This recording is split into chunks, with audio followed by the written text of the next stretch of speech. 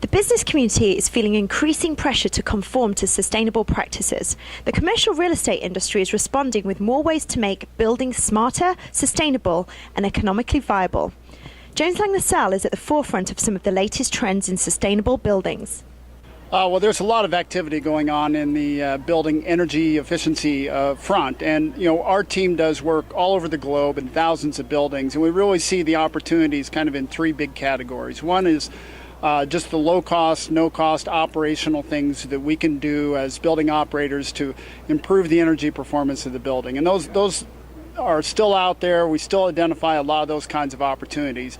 Second category is to do what's called retro commissioning, which is kind of bring the building back to its original design intent and recalibrate controls and systems. And then the third category is to actually go out and spend some capital on the building and upgrading the building from an energy standpoint, from windows, HVAC systems, lighting. At this year's CoreNet Global Conference, environmental experts debated the value of smart buildings and how deep retrofits could also help meet environmental goals. A deep retrofit is where you're going to look much more in depth in terms of how the lighting, the heating and air conditioning, the central plant, the building envelope, how all these systems interact against each other. You'll actually perform some energy modeling and you'll get a much deeper understanding of how that building is operating today.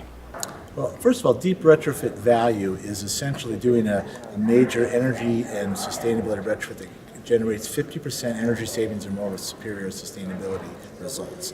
So those kind of retrofits matter because the industry has been stuck. We're kind of at a crossroads where the average major retrofit that's done is based on a 3.5-year payback of energy cost savings alone.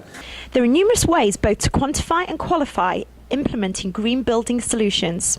Green buildings have typically been thought of as just a lower utility bill, but their true value is far more. Employees are the biggest chunk of that. Over 85% of the costs that go into a building really goes to pay for the employees, and that's the right share. It's what it should be. Less than 1% is for energy. So really when we talk about getting the value out of a building, it's how can you make the employees in the building more productive at what they're doing. When we talk about employee cost savings, the first thing that comes to mind in corporate real estate is really layoffs. That's not what we're talking about. We're talking about making your workforce more productive in what they do so they can move on to other things and be more creative. Corporate real estate executives have been discussing how green initiatives, such as green buildings, are really going to impact a company's bottom line. I'm Joan Bestall reporting from Las Vegas for CoreNet Global.